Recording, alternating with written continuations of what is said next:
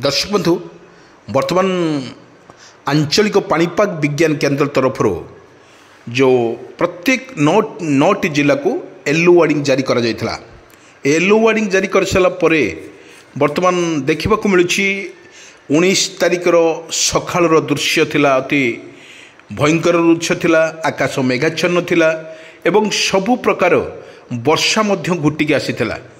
किंतु यही परिप्रेक्षी में जो आंचलिक पाणीपाग विज्ञान केंद्र तरफ जो बड़े सूचना दी जाइथिला वर्षा मध्य लगातार भाव में वर्षा रहिबो, आकाश मेघाच्छन्न रहिबो ताही हेइथिला। एवं बड़ कथा हेउची 9टी जिला को प्रशासन तरफ बा आईएमडी बा पाणीपाग भुवनेश्वर पाणीपाग विभाग तरफ वर्तमान दि जाइथिला येलो वार्निंग दि जाइथिला।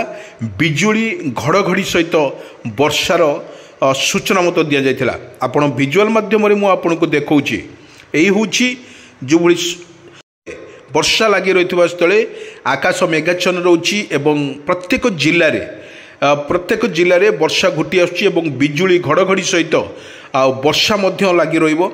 यह होची आंचलिक पाणीपाग विज्ञान तरफ मध्य सूचना दी जाइथिला।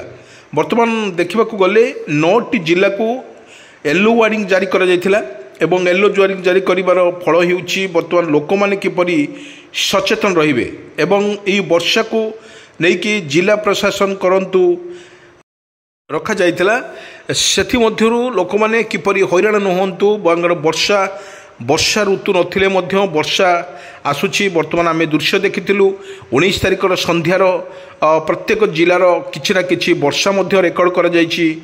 विज्ञान आंचलिक पाणीपाग विज्ञान केंद्र तरफ मध्य रेकर्ड करा जाइछि। बड़ कथा होछि जो उत्तर ओडिशा कथा कहतु पश्चिम ओडिशा करंतु वर्तमान जो भली वर्षा लगी रहिबो माने 4 दिन वर्षा रहिबो। आपण देखंतु 20 रु 24 तारिख पर्यंत जो भाया वर्षार माने येलो वार्निंग जारी करछि आंचलिक भुवनेश्वर आंचलिक पाणीपाग विज्ञान केंद्र। सबुठी वर्षा देखा मिलिबो। एही वर्षा रे किपरि रबी फसल कथा कहवा जदि लोक माने रबी फसल करचंती एवं धान उड़ीक मंडी उड़ीक धान जो भली कृषक भाई माने निज क्षेत्र धान आनी निज समवायु समेत बा जो सोसाइटी माध्यम धान देबे एवं जिला प्रशासन तरफ सेमान को सचेतन कर दिया जाइए कौन सी क्षेत्र में आपण मंडी को धान नेबे नहीं। कारण वर्षार वर्तमान मंडी को नेबे नहीं धान कारण धान गुड़िक अत्यमात्रा नष्ट हो जवार मध्य सूचना मिली। से समस्त को कनसस कर कई धान मंडी को न नेवाई परामर्श दि जाइए। ये है प्रथम कथा। सेकेंड कथा होची जो कृषक भाई माने निज क्षेत्र में रबी फसल कथा जदि आमे कहिबा रबी फसल से माने मध्य करिसंती कृषक भाई माने जो वर्षा आसुची झिपी वर्षा एवं हल्का पवन सहित वर्षार माड़ बेस सरगरम करुछि एवं ओडिशार जो 7टी जिला को येलो वार्निंग जारी करिछि भुवनेश्वर आंचलिक पाणीपाग विज्ञान केंद्र। एठी मध्य देखा गले भद्रक बालेश्वर केन्द्रापड़ा जाजपुर यही भली जिला मानकरे वर्षा मध्य होइछि। वर्तमान 19 तारिख रे आमे जो कथा देखौथुलु 19 तारिख रे वर्षा मध्य लगातार भाव में प्रत्येक जिले में वर्षा किछि परिमाण में वर्षा होइछि। आमे विजुअल देखौछु जोटी मेघमाल अछंती आकाश सबुड़िक मेघ आकाशर दृश्य मु देखौछि जोटी ये 19 तारिख दृश्य जोटी मेघाच्छन्न अच्छी आकाश एवं राति रे मध्य आमे देखिथिलु प्रत्येक जिलार कथा देखंतु ब्लॉक देखंतु वर्षा मध्य लगी रहितला। एई वर्षा लगी रहितवा फल रे बहुत लोक मानकर मध्य किछि क्षयक्षति होई नाही। किंतु एटी सरकार तरफ प्रशासन तरफ जो भरी भाव में सूचना मिलता एई सूचना किपरि लोक मानकर क्षति न हुए सेति पाए सरकार तरफ किछि घोषणा मध्य करा जायतिला। किंतु एटी बड़ कथा हेउछि लोक माने किछि भयजित न होई वर्तमान लोक मानकर जो कृषक भाई मानकर वर्तमान किछि क्षयक्षति होबो बोली आकलन करछि भुवनेश्वर आंचलिक पाणीपाग विज्ञान केंद्र। एठी देखा बोले उत्तर ओडिशा कथा कहतु पश्चिम ओडिशा कथा कहतु प्रबल वर्षा को नहीं आकलन करछि आंचलिक पाणीपाग विज्ञान केंद्र। ଘଡ଼ଘଡ଼ି ସହିତ ବିଜୁଳି ଏବଂ ତା ସହିତ ବର୍ଷା।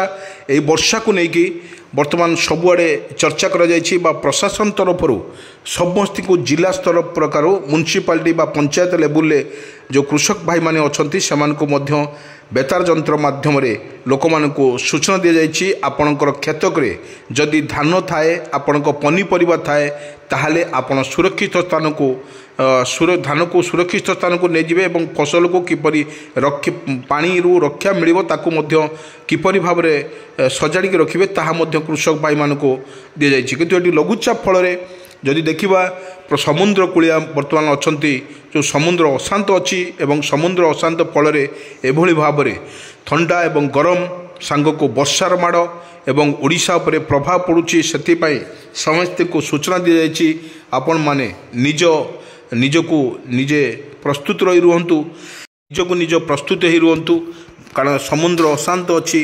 ଆପଣ ଦେଖିଥିଲେ କିଛି ଦିନ ତଳେ ଯେଉଁଭଳି ଥଣ୍ଡା ରହିଥିଲା ଏବଂ କାକର ମଧ୍ୟ ପଡ଼ୁଥିଲା, ବୁଢ଼ା କାକଡ଼ ମଧ୍ୟ ପଡ଼ୁଥିଲା, ତା ମଧ୍ୟ ଗରମ ଲାଗୁଥିଲା ଏବଂ ସକାଳୁ ଦୃଶ୍ୟ ଦେଖିଥିଲା ଅତି କୁହୁଡ଼ିର ମଧ୍ୟ ବୁଢ଼ା କୁହୁଡ଼ି ଲୋକ ଜୀବନଯାପନ ଅସ୍ତବ୍ୟସ୍ତ ହୋଇପଡ଼ୁଥିଲା। କାରଣ ଏହି ପ୍ରକାର ଯଦି ଲାଗି ରହୁଥିଲା ତାହେଲେ ହଠାତ୍ ପାଗର ପରିବର୍ତ୍ତନ ହେଲା।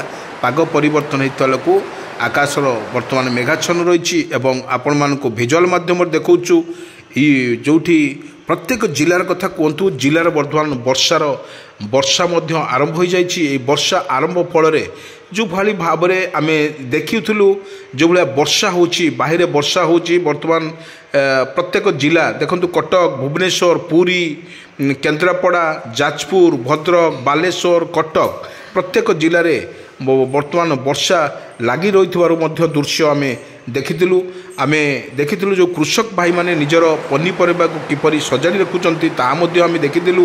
ଏଠି ବଡ଼ କଥା ହେଉଛି ବର୍ଷା ହାଲକା ପବନ ସହିତ ବର୍ଷା ଏବଂ କିଛି ବିଜୁଳି ଘଡ଼ଘଡ଼ି ସହିତ ମାରୁଥିବାର ମଧ୍ୟ ଆମେ ଦେଖିଥିଲୁ। କିନ୍ତୁ ଏଠି ଦେଖିବାକୁ ମିଳୁଛି ଚାଷୀ ଭାଇମାନଙ୍କୁ ଏକ ସତର୍କ ସୂଚନା କରିଦିଆଯାଇଛି ଜିଲ୍ଲା ପ୍ରଶାସନ ତରଫରୁ କିପରି ଏମାନେ ନିଜ କ୍ଷେତକୁ ସାଇତି ରଖିବେ ସେଥିପାଇଁ ପ୍ରସ୍ତୁତ ରହିବେ। ବଡ଼ କଥା ହେଉଛି ଯେଉଁଭଳି ବର୍ଷା ରହୁଛି ଓଡ଼ିଶାର ପ୍ରତ୍ୟେକ ବିପଦ ସବୁବେଳେ ଓଡ଼ିଶା ଛାଡ଼ୁନାହିଁ। କେତେବେଳେ ଲଘୁଚାପର ବର୍ଷା, କେତେବେଳେ ଘୂର୍ଣ୍ଣିଝଡ଼ ଆଉ କେତେବେଳେ ଲଘୁଚାପ, କେପଟେ ସୁପର ସାଇକ୍ଲୋନ୍ ଏଇଭଳି ଭାବରେ ଲଗାତାର ଭାବରେ ଯେତେବେଳେ ବର୍ଷା ରହୁଛି ଆପଣମାନଙ୍କୁ ଭିଜୁଆଲ୍ ମାଧ୍ୟମରେ ଆମେ ଦେଖାଉଛୁ ଆକାଶ ମେଘାଚ୍ଛନ୍ନ ସହିତ ବର୍ଷା କିପରି ଲୋକମାନଙ୍କର ଅସ୍ତବ୍ୟସ୍ତ କରୁଛି ଏବଂ ତାହା ସହିତ ଆମେ ଦେଖୁଥିଲୁ ଲୋକମାନେ ଜୀବନଯାପନ କରିବା ପାଇଁ ଆପଣ ଭିଜୁଆଲ୍ ମାଧ୍ୟମରେ ଦେଖନ୍ତୁ ଯେଉଁଭଳି ବର୍ଷା ହେଉଛି ରାସ୍ତାରେ ବର୍ଷା ହେଉଛି ଗାଡ଼ି ମଟର ଚଳାଇବା ପାଇଁ ଟିକେ ମଧ୍ୟ ମୁସ୍କିଲ ଲାଗୁଛି। ଏହି ବର୍ଷା ଭିତରେ ଲୋକମାନେ ଯିବା ତ ନିଶ୍ଚିତ କିନ୍ତୁ ଏଇଭଳି ବର୍ଷା ଲାଗି ରହୁଛି ଏବଂ କିଭଳି ଭାବରେ ଲୋକମାନେ ସଚେତନ ରହିବେ ତାହା ମଧ୍ୟ ପ୍ରସ୍ତୁତ କରାଯାଇଥିବାର ମଧ୍ୟ ସୂଚନା ମିଳିଛି।